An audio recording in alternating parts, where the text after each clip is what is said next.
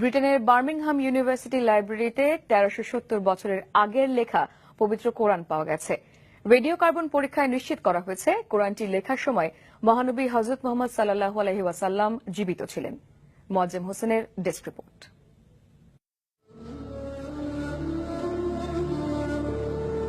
Muslims believe the Quran to be the word of God as dictated to the Prophet Muhammad. হিজাজি অক্ষরে হাতে লেখা এই কোরআনটি Birmingham ইউনিভার্সিটির লাইব্রেরিতে পাওয়া গেছে। এটি লাইব্রেরির পুরনো গ্রন্থের সেকশনে, যেখানে মধ্যপ্রাচ্য বিষয়ক বিভিন্ন পুরনো গ্রন্থ ও দলিল রক্ষিত ছিল, সেখানে পাওয়া গেছে, যেটি তারা বলেন গত ১০০ বছরে তাদের কারো নজরে পড়েনি। কোরআনটি লেখার সময় নির্ধারণ করা হয়েছে ৫৬৮ থেকে ৬৪৫ খ্রিস্টাব্দের মাঝামাঝি সময়গুলোতে, আর ৬৩২ খ্রিস্টাব্দে হযরত মুহাম্মদ সাল্লাল্লাহু আলাইহি ওয়াসাল্লাম ইন্তেকাল করেন। এর অর্থ শেষ নবীর ৬ ওহী লেখকের কারো হাতে এই গ্রন্থটি লেখা হতে পারে।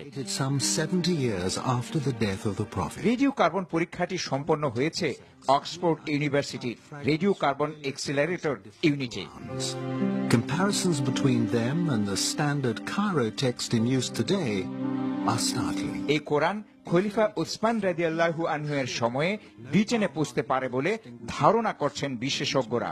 কোরআনটি লেখার জন্য ব্যবহার করা হয়েছে উটের ঘাড়ের চামড়া, পাথর স্লেট ও খেজুর পাতা। যাচাই করে তারা বলছেন পুরনো এই কোরআনটির সাথে বর্তমানে ব্যবহৃত কোরআনের কোনো পার্থক্য নেই। ইসলামের প্রথম যুগে লেখা এই কোরআন পাওয়ায় উচ্ছ্বাস ও গর্ব প্রকাশ করেছেন বিশ্ববিদ্যালয় কর্মকর্তারা। সর্বসাধারণের দেখার জন্য শিগগিরই কোরআনটি নিয়ে একটি প্রদর্শনীর ব্যবস্থা করবেন বলে জানান তারা। Moazzem Hossain, NTV international desk.